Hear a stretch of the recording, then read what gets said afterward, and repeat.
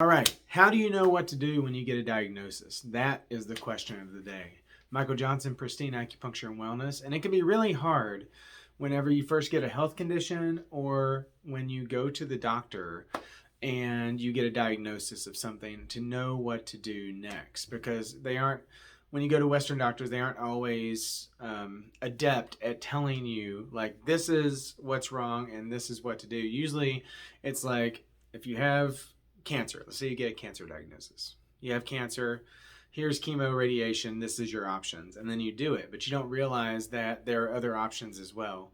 I am not saying don't get chemo and radiation. I actually have worked with a lot of people who are getting chemotherapy, radiation, and and then I'll actually work with them along with the naturopathic doctor, supplements, other therapies, and work with their doctors. But the point is that you have to do your research.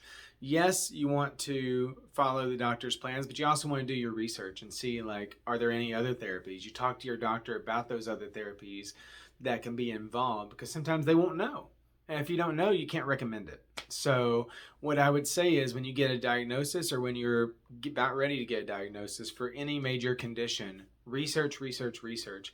And when I say research, I do not mean find some random study that has not been peer reviewed, that's awful, that tested like 10 people and like, oh, well, this will cure blah.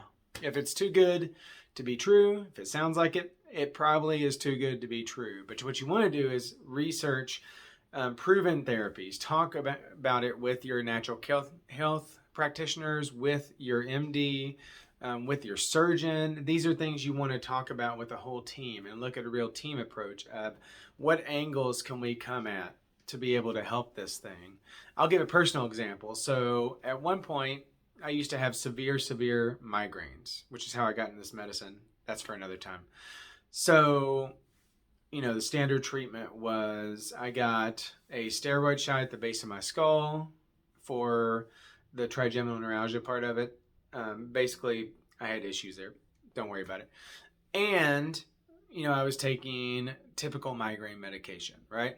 But I did my research and I found out, well, there was diet changes I could do. There was acupuncture, there was acupressure, there was herbs, there were supplements, and all these things didn't interfere with my treatments, but they helped where I was able to severely limit my migraines down from having one 2 a week to having 2 a year, because I took all these different therapies.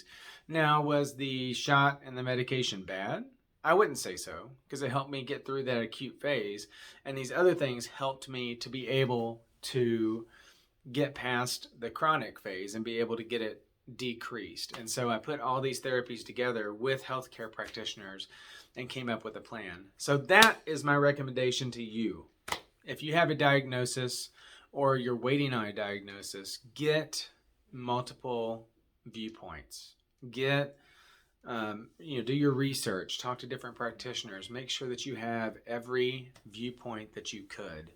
So that is my recommendation.